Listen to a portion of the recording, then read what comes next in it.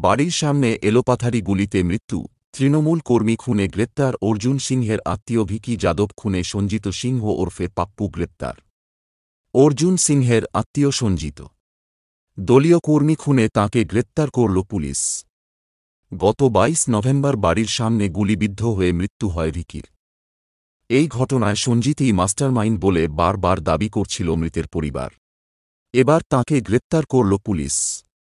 বৃহস্পতিবার সকালে ব্যারাকপুর পুলিশের গোয়েন্দারা ডেকে পাঠান। বেশ কয়েক ঘণ্টা জিজ্ঞাসাবাদ চলে। তাতে বেশ কিছু অসঙ্গতি ধরা পড়েছে বলে জানা গিয়েছে। তাতেই সঞ্জিতকে গ্রেপ্তার করা হল।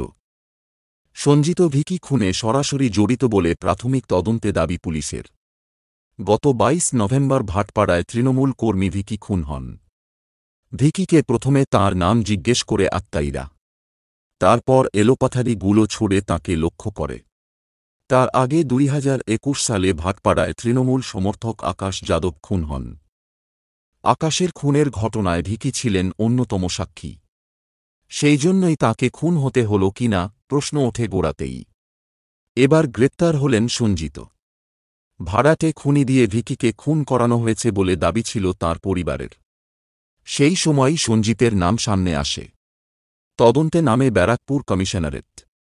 পুলিশের অনুমান, ভিকি খুনের সঙ্গে সরাসরি জড়িত সঞ্জিত। ভিকি খুন হওয়ার পর তৃণমূলের অন্তর্দ্বন্দ্ব প্রকাশ্যে চলে আসে। অর্জুনের পরিবারের লোকজন খুনের ঘটনায় যুক্ত বলে দাবি করেন তৃণমূল বিধায়ক সোমনাথ শ্যাম। পাল্টা ষড়যন্ত্রের অভিযোগ তোলেন অর্জুন।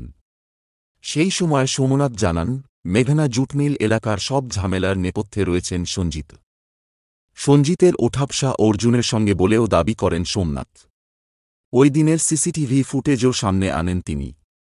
এই ঘটনায় প্রথমে 2 জনকে গ্রেপ্তার করা হয়। জিজ্ঞাসাবাদে ধৃতরা জানান, খুনিদের আশ্রয় দিয়েছিলেন তাঁরা।